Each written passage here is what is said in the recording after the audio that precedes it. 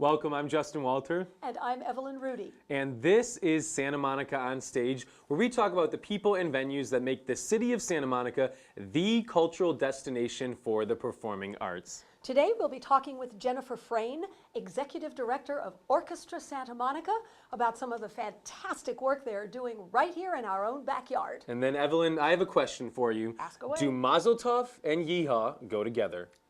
They could. They can. And Shelly Fisher is here to talk all about her touring production of The Hebrew Hillbilly. Oi, gewalt, do we have a great show for you. Let's get started.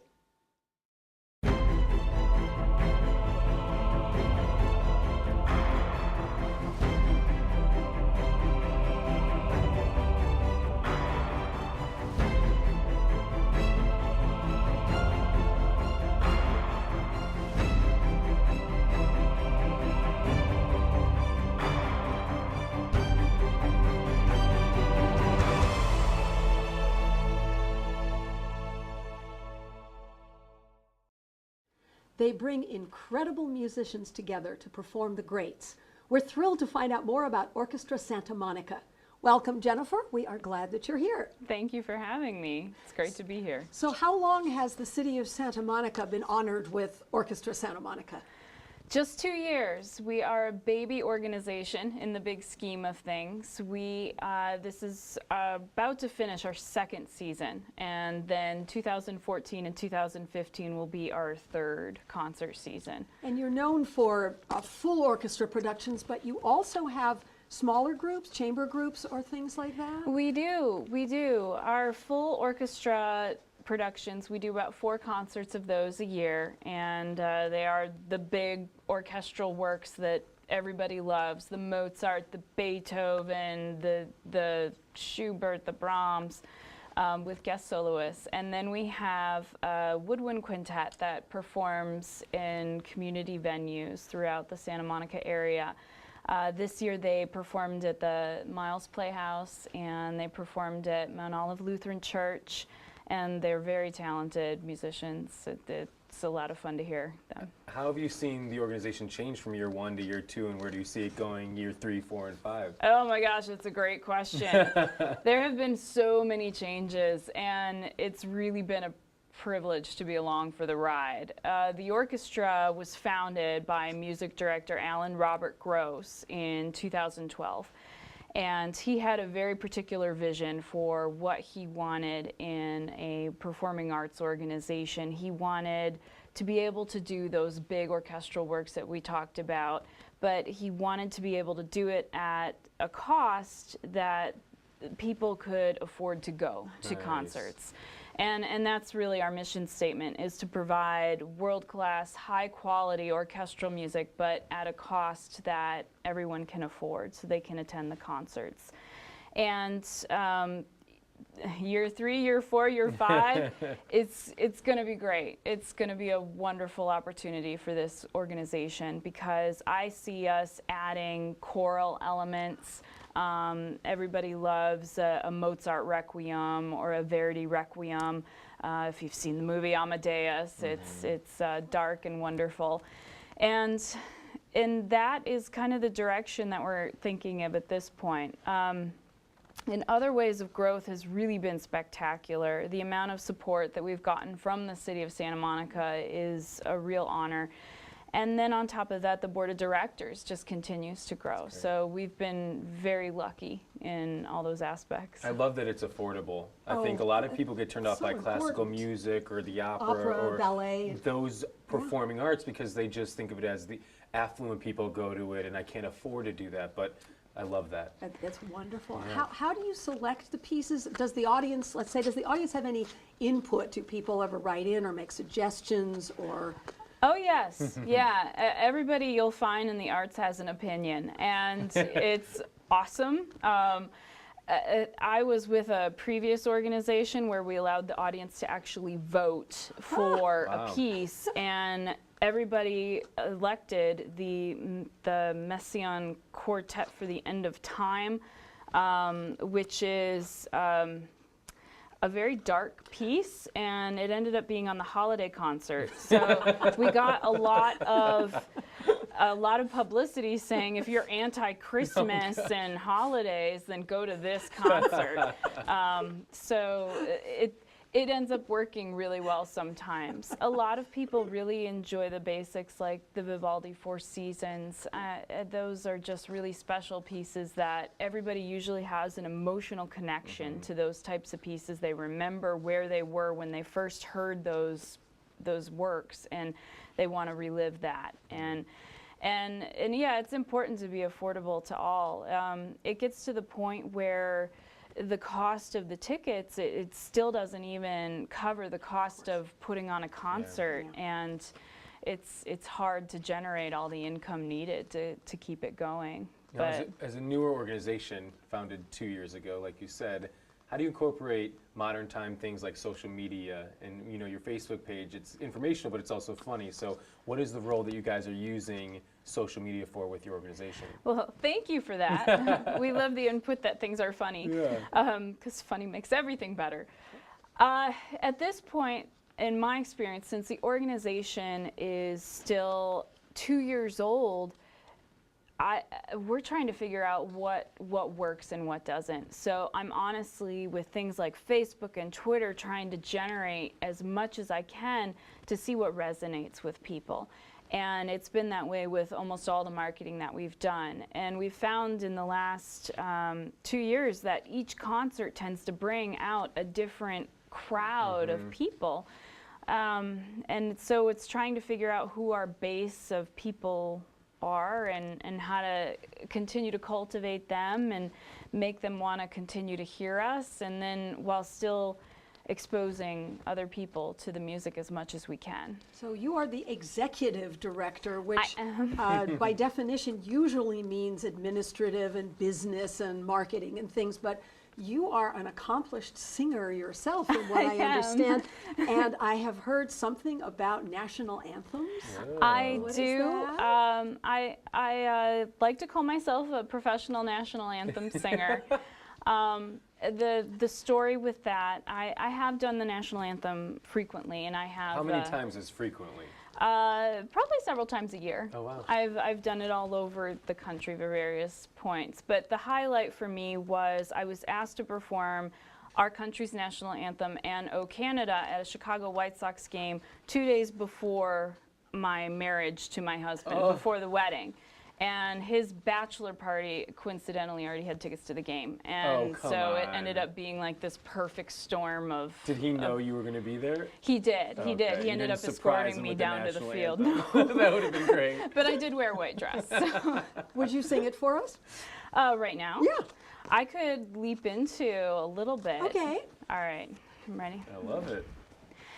And the rocket's red glare, the bombs bursting in air, gave proof through the night that our flag was still there. Great. I mean, I don't know if I should. amazing. Beautiful. Wow. Well, I can imagine why people would want you to sing it for them. Oh, thank you very much. Have you ever sang at the Dodgers games or anything in LA? I actually submitted my information to them. I have not heard back yet Well, for the they- Dodgers. Get on Better. that. And actually, Orchestra Santa Monica is willing to back me up for a Dodgers game if we were to do that. So that would be an exciting opportunity. Really So amazing. Dodgers, call. Yeah, call her. Call me. Come on, Dodgers. So what about outreach programs that you guys have at Orchestra Santa Monica? Our Woodwind Quintet does a lot of outreach for us, and we're really lucky to have them. They are 5 musicians that are the principal woodwind musicians: oboe, horn, flute, clarinet. And they perform, this year it's been great, they perform all over Santa Monica. They performed for the Owl Breakfast in April, for the Santa Monica Chamber of Commerce, and other various outreach activities in the schools here. And we were lucky, we received a grant from the City of Santa Monica to perform. That's wonderful. And you encourage advanced non-professionals to audition for your group too, don't you? We do. That is actually one of the best parts of this organization that separates us from other orchestral organizations around town. Our musicians consist of the best performing musicians in the area. They consist of pre-performing, so right out of college, looking to make a career as a musician. They audition, they perform with us, and then we have volunteer musicians who are older. They decided to become an engineer for their life, but they're still very talented string players. And these perfect cocktail of musicians play together and mentor each other, and it actually creates a perfect opportunity for everybody involved. That's amazing. Jennifer, it's been wonderful having you here. Thank Dodgers, Come on. get her. Get her. Thank you so much. It is always a delight to check in with Orchestra Santa Monica. Now stay tuned. We'll be right back with Shelley Fisher and the Hebrew Hillbilly.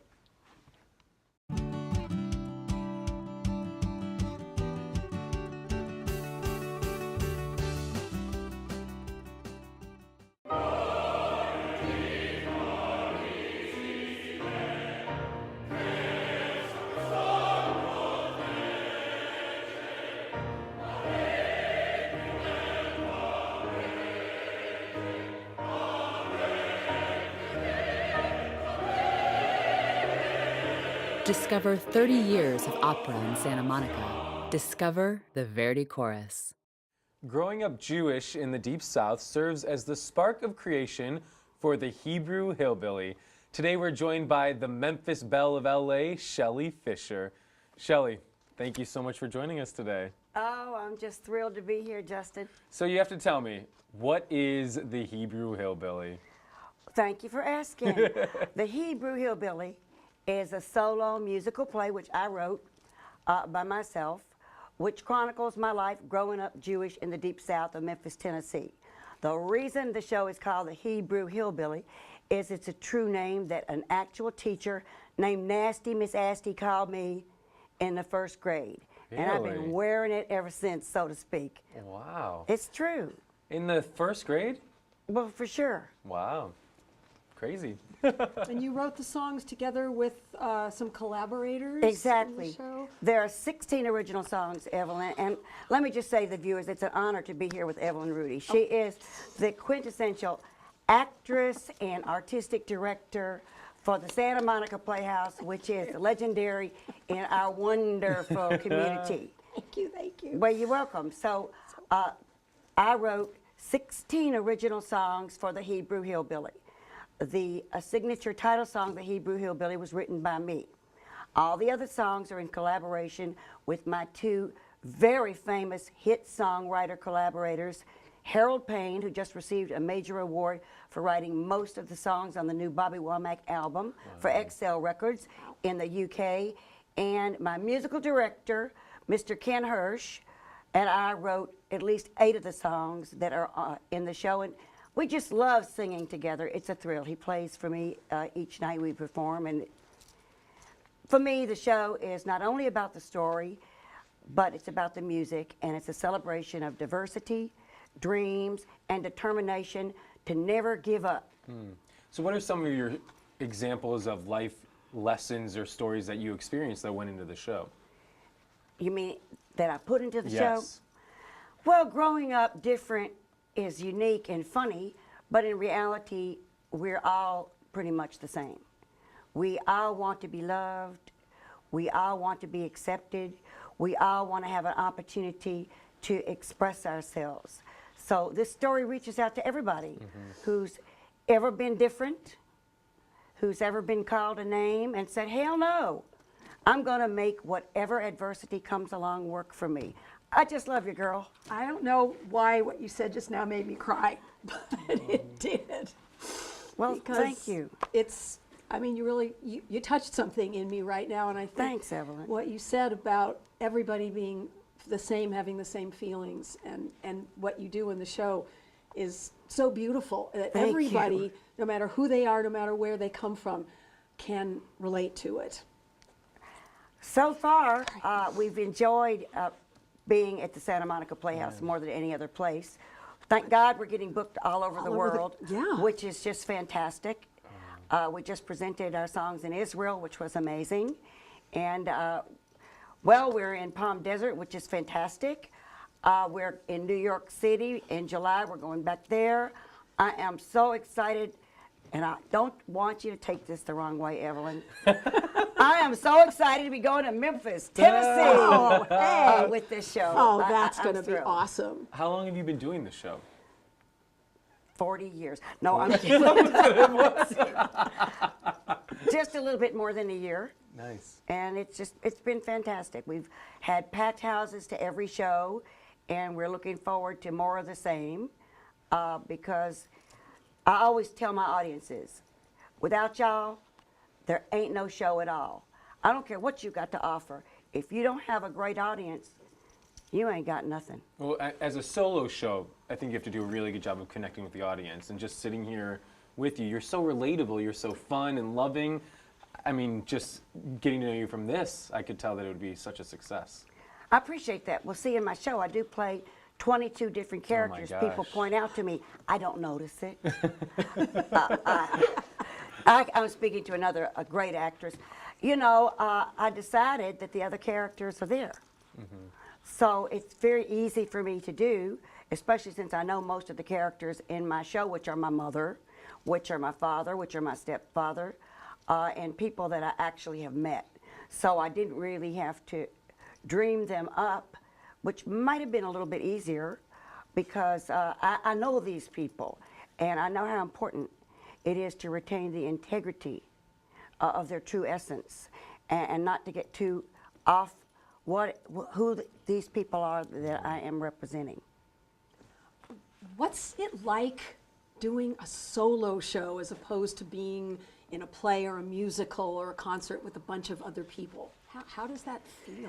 Well, it's a great question. There's some things that are very, very liberating about it, in that I'm the only person to blame if something goes wrong. It's also terrifying because I'm the only person that I have to count on other than Kenny Hirsch, who does a great, great job. Actually, I love it because it's just really an independent rendering of my life. And it's so much fun. And especially, Justin, if you're going to come out and see my show. I will. I told Justin when I first saw him, not only is he darling, he is my favorite age, y'all. Younger. I love it. And we do have a song named after you in the show you called do? Younger Man. And you're coming Wow. out to see Are our you next show, going to dedicate right? it to me when I come? You know it. All right, I'll be there. Totally. What would you want the audiences to come away with after they've seen your show? You ask the best questions. I want the audience to come out of my show feeling encouraged. I want to touch people's hearts. I want them to feel not only moved by my story, which is a roller coaster ride, and I want them to know that in my particular case, there is life beyond Hollywood. In my case, my revelation and actual redemption was having my wonderful daughter, Melissa, because I think that all of us reach a kind of a crisis or an end of the road trying to make it in showbiz and Hollywood. And at some point it looks like it's not going to happen for many of us. But my daughter happened. And my daughter gave me a real purpose to make a real commitment to providing a life for her. And I have my mother, Frida, to credit, because when I called her and I told her about the baby, she said, Shelley, until you love somebody more than you love yourself, you'll be doomed to a life of vanity and self-destruction. And I believed it, and it is true. And you don't have to be a mother to enjoy my show, but it's just something that I think people go away with. It. There's never any reason to give up on yourself or your dreams. Love it. It's such a good message. And, Well, thank you. And it speaks beyond people in Hollywood that are trying to make it. Anyone who has a dream anywhere, which I think is great. And how old is I'm curious, how old is your daughter nowadays? Well, I can't say that. Oh, that's fine. Don't worry. She's 20-something. I like it. She's 2 or 3 years younger than myself. Yeah. And your daughter and your mother influence your show, and your father's role in your life also had an impact on your show, correct? Oh, absolutely. Thanks for asking. My dad was an amazing man. He was an immigrant who escaped from Russia during the Bolshevik Revolution. Somehow, he landed at Ellis Island, and the Statue of Liberty told him to go down south, where the really nice Southern people would welcome him with a really nice shalom, y'all. So at a very early age, I found out that I was different from the other kids, and that is the name of the show, The Hebrew Hillbilly. So your mom sort of frowned upon your dating the local boys. Are you the same with your daughter? You know, it wouldn't make any difference what I thought. This is a different generation, ladies and gentlemen. This is, can I say the year?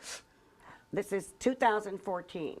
My daughter, unlike myself, which was born in Memphis, Tennessee, was born in Santa Monica, California. And these kids have very independent minds. So I just kind of try to keep my thoughts to myself, because they don't want to hear what you have to say in particular. But she's a great supporter of my show. Oh, that's wonderful. And I appreciate that. And she is my most actually harsh critic. And I was very scared. She said, I don't have any criticisms, Mom. Wow. You are great. Bravo. Well, Shelley? Thank you so much. And thank y'all. Yeah, thank you Come so out much and see for my coming. show Yes. and stay down south, Justin. Shalom, y'all. Well, stick around, because Shelley is going to give us a taste of the Hebrew Hillbilly when we return. Riding a bicycle can seem like child's play. But only if you're playing indoors.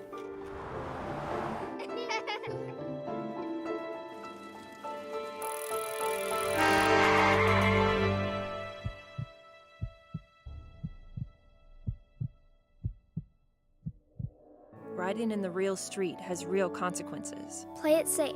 Ride by the rules. Cars and bikes need to play together. Here to perform from the Hebrew Hillbilly, please welcome back Shelley Fisher. I'm a little different from the other kids, 'cause my teacher, Nasty Miss Asty, calls me a Hebrew hillbilly.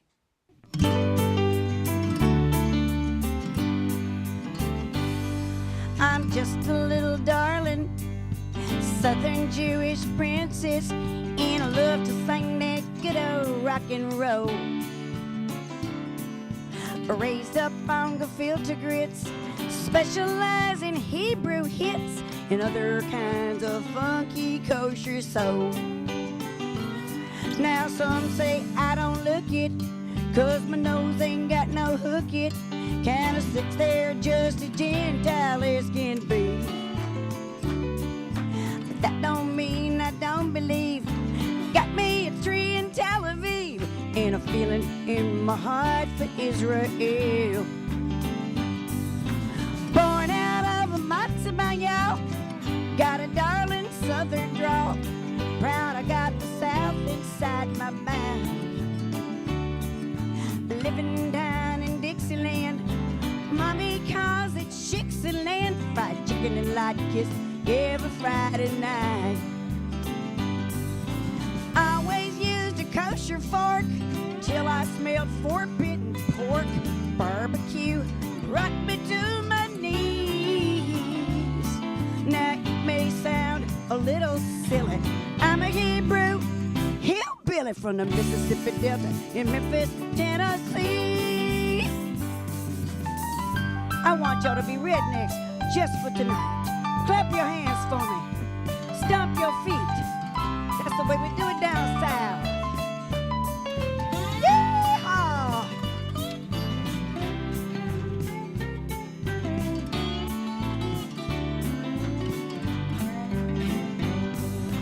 Born out of a matzo ball, yo. Got a darling southern drawl. Proud I got the South inside my mouth.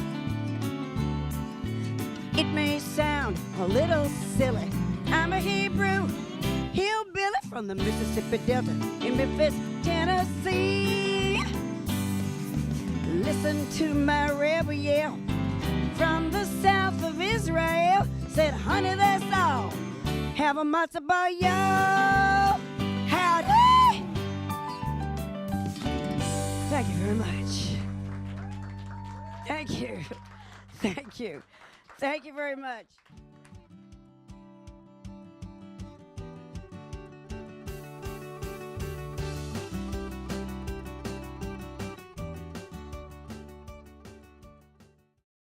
Well, Evelyn, I know you've seen Shelley perform before. That was my first time, and she is amazing. Amazing, absolutely amazing. She's so fun and talented. She is, and so deep at the same time. I know. Isn't she? It's just So fabulous. she grew up in the South and being Hebrew hillbilly. What would be kind of your version? How did growing up where you grew up affect your life? I grew up in Hollywood Okay. and was a movie star at the time. Okay. And terribly shy.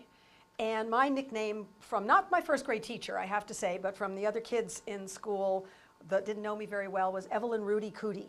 Oh, Rudy Cootie. Yeah. Why does So- everyone have mean nicknames growing up? Did you have a mean nickname? I didn't actually. There's not many nicknames for Justin, so I got off easy. So how was your growing up? It was good, Midwest, so I don't really sadly have any stories like the Hebrew Nothing that can hillbilly inspire or the you Hollywood as hot an mama artist. or whatever it might be. But, watching the performance and then, even thinking back to the interview, she touches a lot of people, and she touched you and you even got emotional. Yeah, she did touch me. I think when somebody really hits a deep truth, it just grabs you. Yeah. And Shelley's whole show is like that, all the things that she touches on. Yeah, well, I'm definitely going to go check it out, and we've had a fantastic time getting to know more about the exceptional arts groups here in Santa Monica. Make sure to check out their websites to see what's currently playing and get out and see a show. Then don't forget to join us next time right here at Santa Monica On Stage.